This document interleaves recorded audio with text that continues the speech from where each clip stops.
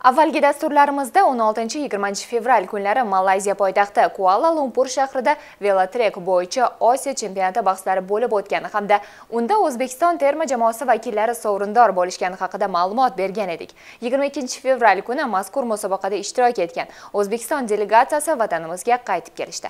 Toshkent xalqaro aeroportida hamyurtlarimizning yaqinlari va velosport muxlislari tantanali tarzda kutib olishdi.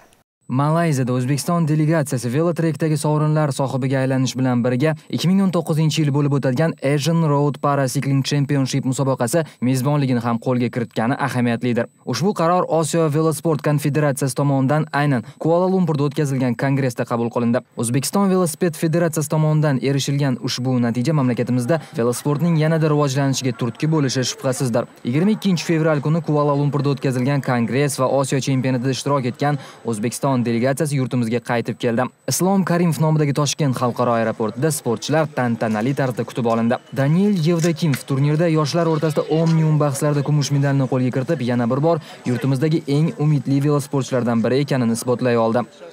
Все хорошо ехали, были сильнейшие соперники. Musobaqada ishtirok etgan barcha raqiblarimiz juda jiddiy tayyorgarlik ko'rgan velosportchilar edi. Mening ishtirokimga kelsak, bunda barchasi Omnium bahslarining 4-bosqichida hal bo'ldi. Yakunda bir necha yetakchi sportchilarni ortda qoldirib, kumush medallarni qo'lga kiritdim. Va bugungi kunda yurtimizda velosiped sport turlariga katta e'tibor qaratilmoqda. Men kelajakda ham ana shu yaratilayotgan imkoniyatlardan unumli foydalangan holda yanada yuksak natijalarga erishishni maqsad qilganman.